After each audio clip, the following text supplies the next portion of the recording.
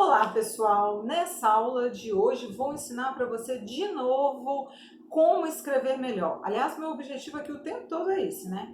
Como fazer você escrever melhor, deixar a sua ideia mais clara, passar a melhor ideia para o papel, atingir melhor seu interlocutor, passar a sua mensagem de forma que ela atinja o objetivo. Sempre meu foco com você vai ser esse. Por quê? Independente do contexto em que você está, o nosso objetivo precisa ser, primeiro, passar claramente a nossa mensagem pelo texto escrito, porque o escrito é o nosso maior desafio. O texto escrito é aquela bomba, né, que todo mundo tem dificuldade com ela, ninguém sabe como desarmar, ninguém sabe, tem muita dificuldade em como manusear, e é um dos textos que a gente mais precisa. É um dos textos em que a gente precisa se colocar para poder convencer, ok? Então, na aula de hoje, vamos ver mais algumas dicas de como fazer técnicas de paráfrase para você aplicar aí no seu texto e desenvolver melhor as peças jurídicas que você precisa desenvolver.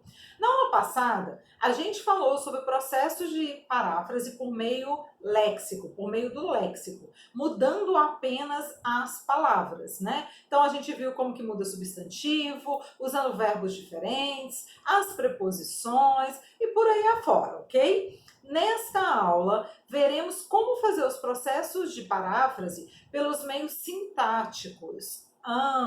Aí a gente começa a passar para um nível um pouco mais complexo. Lembra que na aula passada eu disse que você falar a Kátia é mãe da Sofia e da Olivia.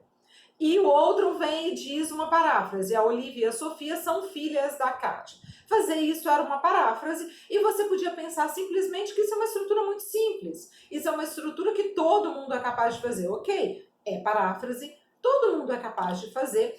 Porém, existe aí um processo de decodificação, de reestruturação linguística no seu cérebro mesmo, de mudar esses substantivos de lugar e tornar a função deles diferente dentro da oração. Joia? Acho que todo mundo já concordou comigo até aqui.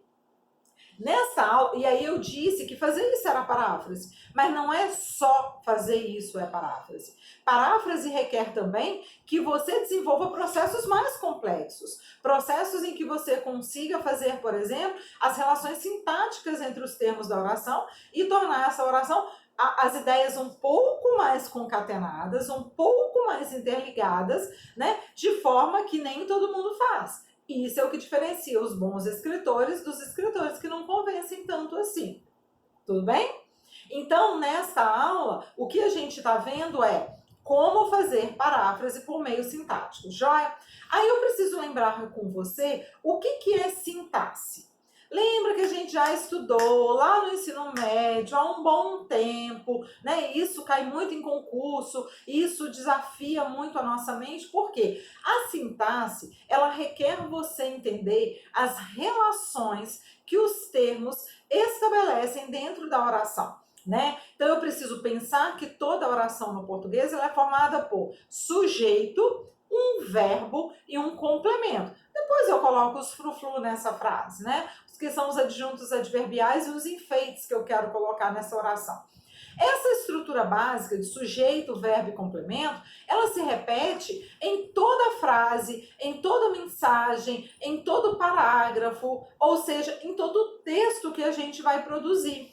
Se eu consigo estruturar e concatenar essa ideia um pouco mais profundamente, então a minha mensagem vai persuadir melhor. E aí então eu preciso entender que a sintaxe ela requer que cada termo esteja no seu local adequadamente. Por isso eu classifico um termo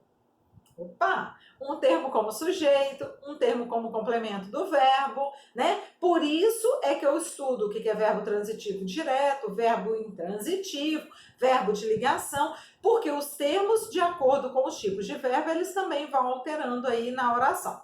Tudo bem até aqui?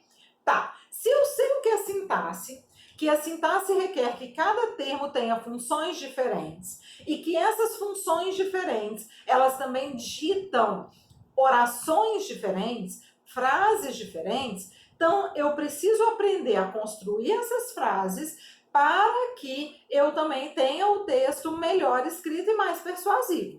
Isso é fazer paráfrase por meio sintático. Quer um exemplo que você faz a todo momento e que talvez você não se dê conta de que isso é uma paráfrase?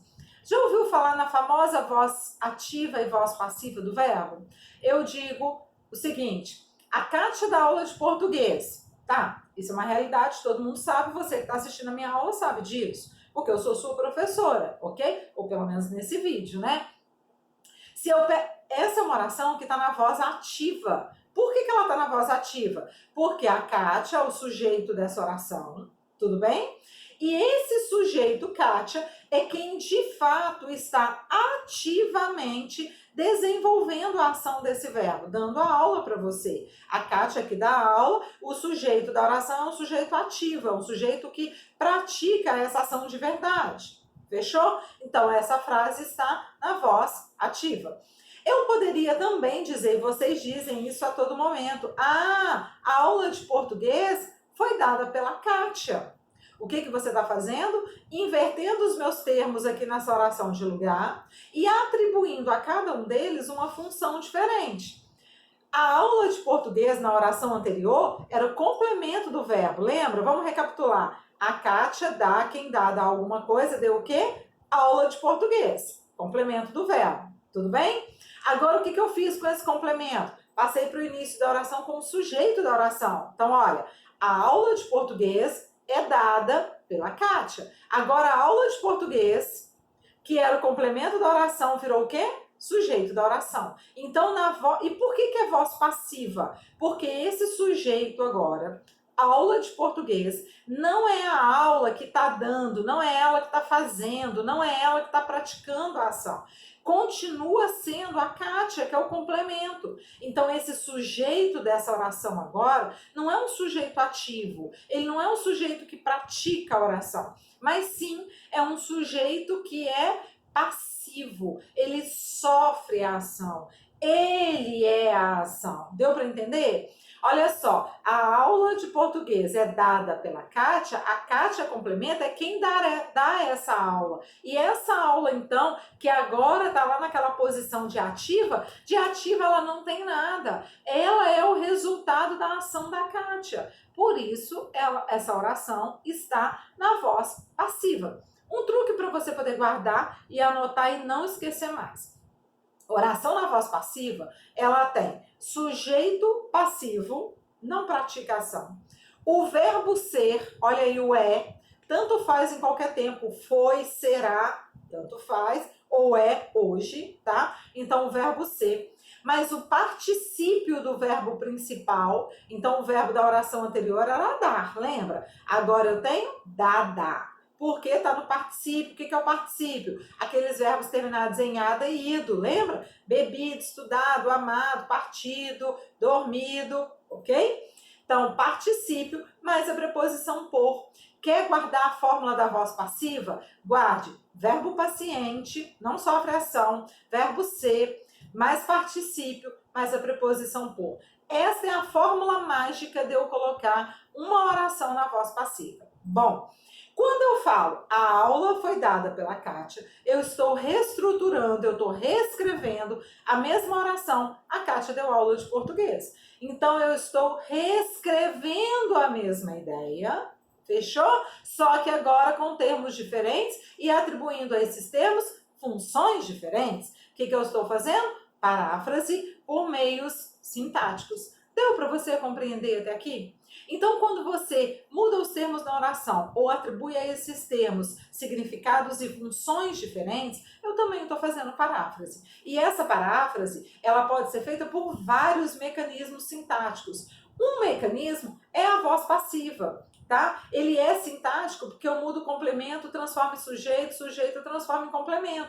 Quando eu mudo a função, lembra que eu falei? Eu estou fazendo voz passiva, então eu estou fazendo paráfrase, porque eu transformei a oração, tá? Isso também pode acontecer com várias outras estruturas. Eu gosto muito da estrutura quando você transforma o verbo em substantivo.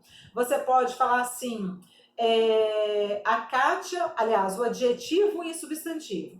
A Kátia está doente. Doente é um adjetivo, é uma característica, certo? Agora eu posso dizer, a Kátia tem uma doença. Uma doença é um substantivo que veio de um adjetivo, ou adjetivo que veio de um substantivo, tá?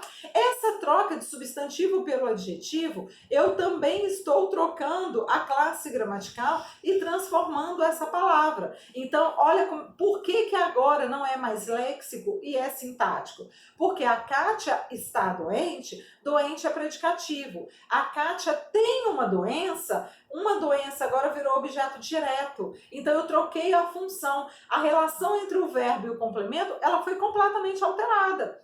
Ai, Kátia, mas parece tão simples. Sim, isso é simples quando eu penso nessas orações pequenas. Se eu pensar numa oração um pouco mais complicada, olha um exemplo que eu tenho aqui que é muito legal.